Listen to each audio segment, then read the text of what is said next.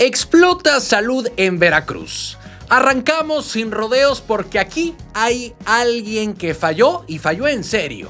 Porque prometer una fecha, asegurar que el dinero está y aún así no pagar, bueno, en Veracruz eso no pasa de noche y esta vez el enojo no vino solo de la calle, vino desde Palacio hacia adentro. El dinero ahí está y si en el área administrativa de CESBER no pueden, pues vamos a tenerle que dar espacio a los que sí pueden, que nos ayuden a resolver, porque primero hay que cumplir con los veracruzanos, veracruzanas y los trabajadores. Ahorita cité al secretario de Finanzas, vamos a estar Ricardo Agüet, Miguel Reyes y yo, porque tenemos que resolver. Yo tengo que resolver eso. Es un tema administrativo, burocrático, que no lo han podido sacar. Y claro que me enoja, y si no nos pueden ayudar, pues que nos ayuden en otro lado. ¿Esto quiere decir que habrá cambios en la Secretaría de Salud? Sí. ¿En el área administrativa? Sí, va a haber varios.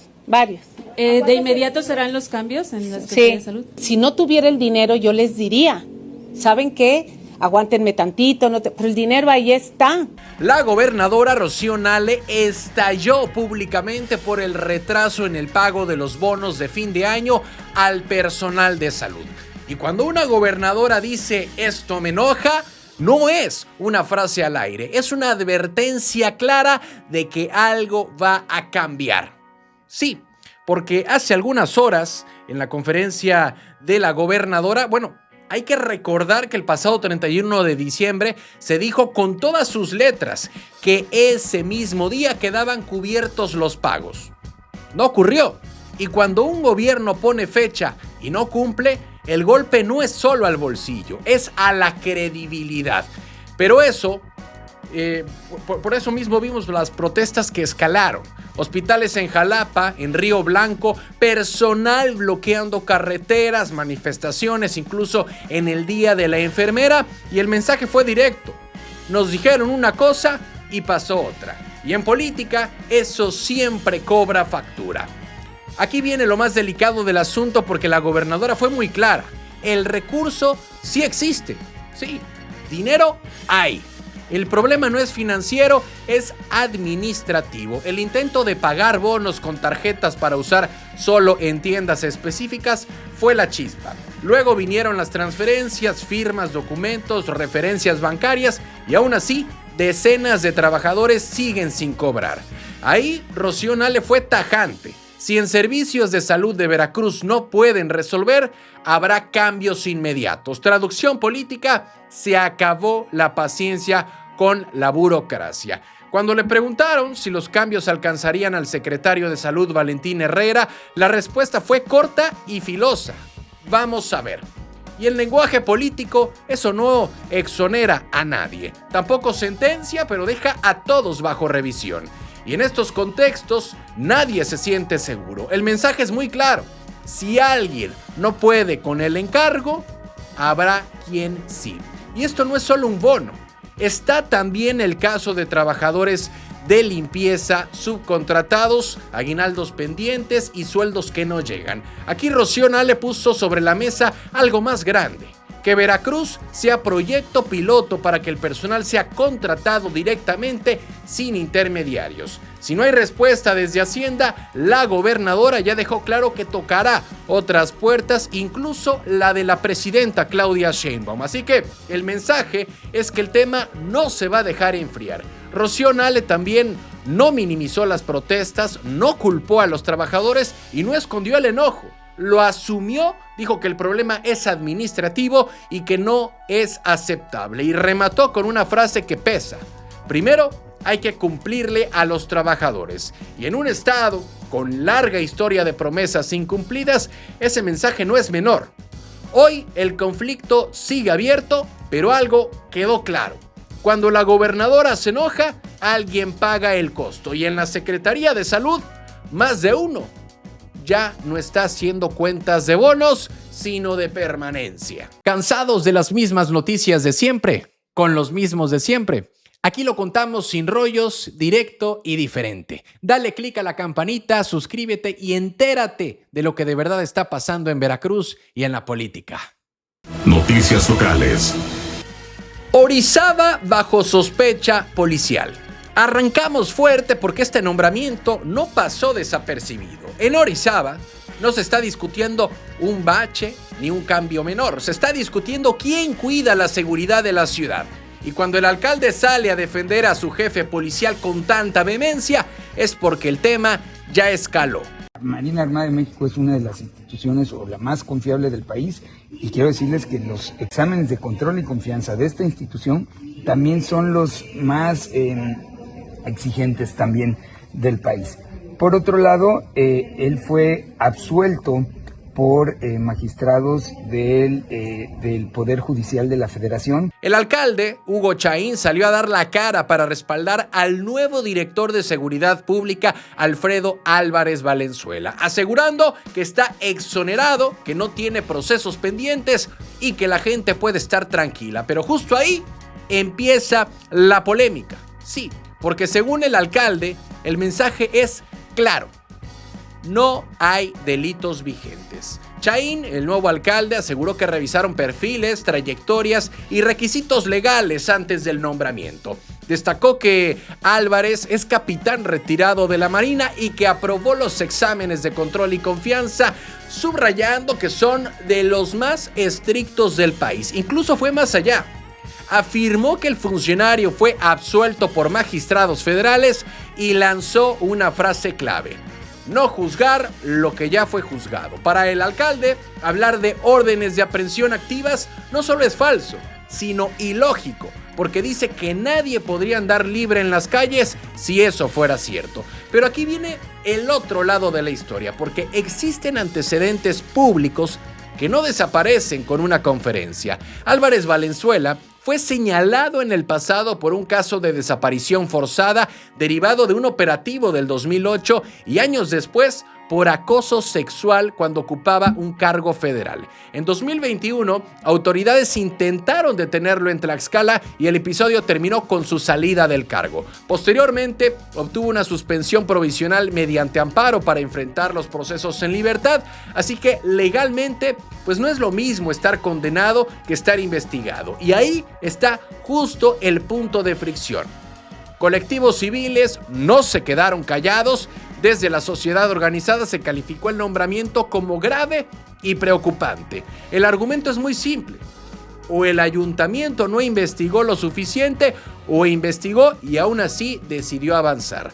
Además, que no es un detalle menor que la corporación que hoy dirige Álvarez Valenzuela arrastre antecedentes de recomendaciones por abusos y detenciones arbitrarias durante administraciones pasadas. La pregunta flota sola.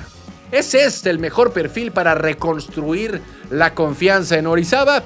Y aquí el alcalde quiso cerrar filas, aseguró que no hay cheques en blanco, que todos los funcionarios serán evaluados diariamente y el desempeño marcará el rumbo. En otras palabras, respaldo político hoy, lupa permanente mañana, pero el problema es que en temas de seguridad pública la percepción pesa tanto como el expediente. Y cuando hay dudas, el margen de error es mínimo.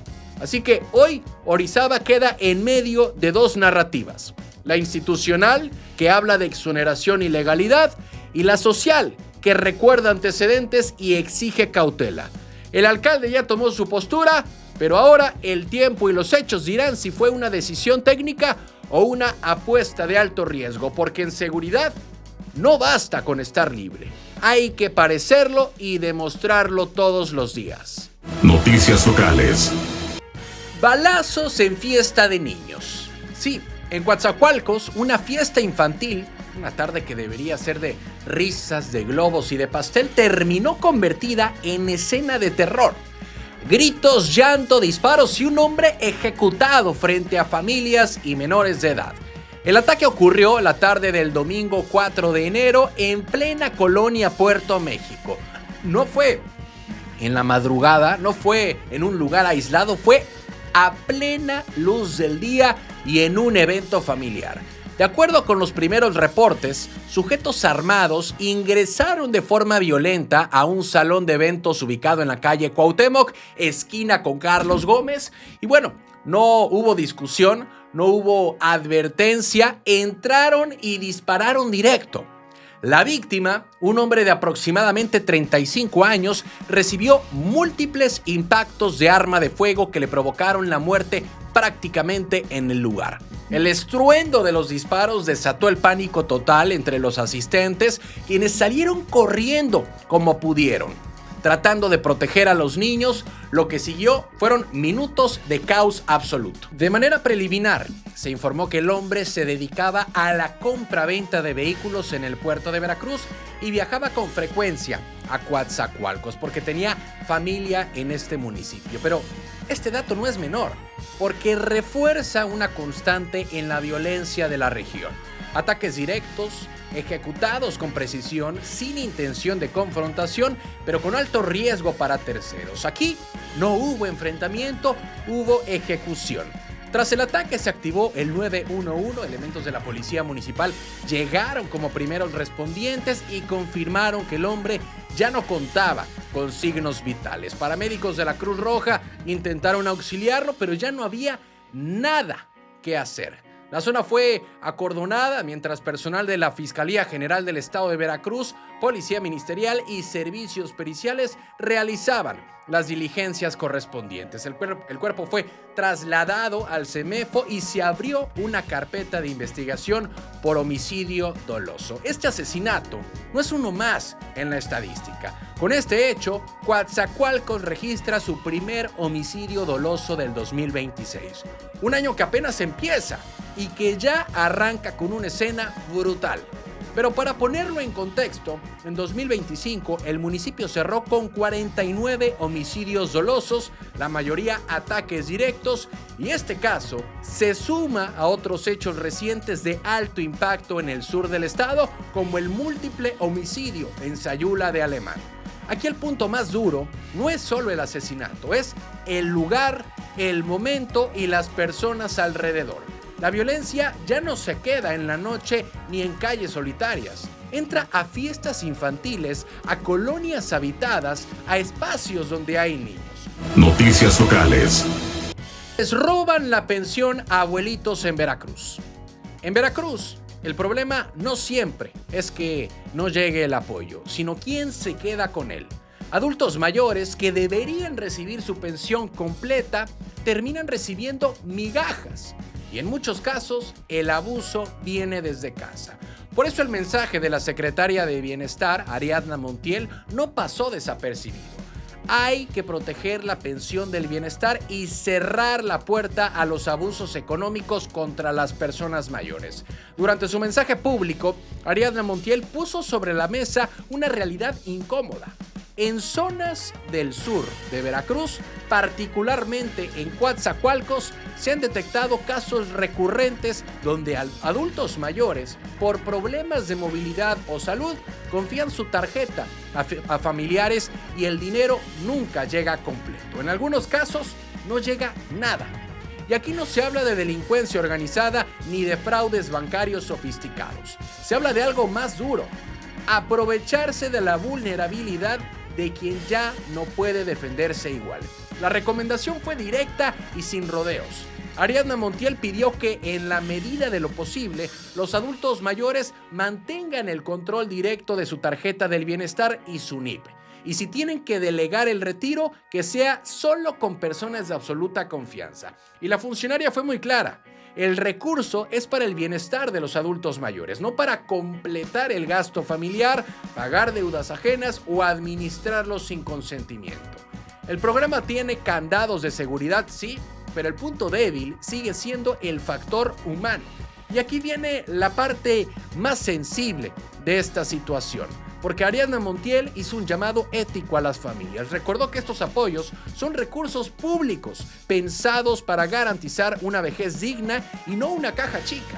Y lo dijo tal cual: como sociedad tenemos la responsabilidad de cuidarnos, porque cuando un adulto mayor depende físicamente de alguien más, el abuso económico se vuelve silencioso, cotidiano y muy difícil de denunciar. Otro punto clave fue programa Salud Casa por Casa, porque a través de visitas domiciliarias, el personal federal no solo detecta problemas médicos, también identifica abandono, maltrato y posibles abusos económicos. Gracias a ese contacto directo se han podido canalizar apoyos y activar redes institucionales. Pero el mensaje final es muy contundente. La pensión del bienestar no es un regalo, es un derecho. Y cuidarla no solo le toca al gobierno, le toca a la familia y a la comunidad. Porque una sociedad que se aprovecha de sus adultos mayores no está fallando en política pública, está fallando en valores. Y eso, en Veracruz, ya no puede seguir siendo normal. Noticias locales. Nale amenaza con corralón. A ver, esto que está pasando con el trámite de las motocicletas en Veracruz hay que leerlo con mucha atención, porque el mensaje de la autoridad ya cambió de tono. Si ustedes tienen moto o conocen a alguien que ande en motocicleta, avísenle porque la situación administrativa se está poniendo seria y el reloj ya está corriendo otra vez. La noticia del día es que después del caos que vimos en las oficinas de Hacienda al cierre del año, sí va a haber una oportunidad más, pero con condiciones muy claras. Vamos a poner contexto porque las imágenes de los últimos días de diciembre fueron de locura. Filas enormes, gente molesta y oficinas saturadas. La gobernadora Rocío Nale salió hoy lunes a confirmar lo que muchos estaban pidiendo a gritos. Habrá prórroga. Pero ojo con el regaño que soltó, porque no fue una concesión suave. La gobernadora fue muy directa al decir que tuvieron 6 meses completos para hacer este trámite y como buenos mexicanos, la gran mayoría lo dejó para el final. El argumento oficial es que se pidió de la manera más atenta que acudieran poco a poco, pero el 31 y el 30 de diciembre, pues todo el mundo quiso resolver lo que no hizo medio año. Por eso, la decisión es dar todo el mes de enero, específicamente 20 días hábiles más para que se regularicen. Pero aquí viene la advertencia clave. Esta es la última prórroga, no va a haber más. El mensaje es que aprovechen estas semanas porque después de enero la mano se va a poner mucho más dura en los operativos viales. Y aquí hay algo importante que entender sobre la motivación de esto, porque según la versión del gobierno, esto no es un tema meramente recaudatorio, o sea, no es solo por cobrar. El objetivo central es el reordenamiento vehicular y la seguridad. Necesitan saber quiénes son los dueños de las motos que circulan en Veracruz para tener un padrón confiable. Esto es vital para temas de seguridad pública porque una moto sin placas o con placas viejas es un vehículo fantasma ante cualquier incidente. Ahora, hablemos de lo práctico porque no quieren que los regresen de la ventanilla. Si su moto no tiene adeudos y no hay cambios raros, el trámite es sencillo. Necesitan su identificación oficial vigente y, ojo, aceptan desde el INE hasta el pasaporte o la cédula profesional. Deben llevar los valores del tránsito anterior, es decir, la placa vieja y la tarjeta de circulación. Si son personas morales, ya saben, acta constitutiva y poder notarial. Pero aquí es donde se complica para muchos. Porque si tienen adeudos, van a hacer cambio de propietario o es una alta por primera vez, pues ahí la cosa cambia. Aparte de la INE, es obligatorio llevar la constancia de situación fiscal del SAT y no puede tener más de 3 meses de antigüedad. También les van a pedir comprobante de domicilio en Veracruz y, muy importante, el comprobante de propiedad o factura original. Si la moto fue refacturada o hubo extravío de papeles, necesitan las actas ante la fiscalía y ante el notario. Y un detalle que no se les puede pasar es el reporte del Repube impreso. Este documento tiene que ser fresquecito, con una vigencia de no mayor a 24 horas antes de que se presenten en la oficina. Si llegan con un reporte de la semana pasada, los van a regresar. Son muchos requisitos, sí, pero es el precio de tener todo en regla y evitar que la moto termine en un corralón en febrero. Así que la moneda está en el aire, tienen lo que resta de enero para arreglar sus papeles. La autoridad ya dijo que es el último chance y que el objetivo es poner orden en las calles. Ya no hay pretextos de tiempo, ahora es cuestión de voluntad y de juntar los papeles rápido. Noticias locales. Represalias en hospitales de Veracruz. Vamos a hablar de un tema que indigna y que está ocurriendo justo en los pasillos de los hospitales públicos en Veracruz.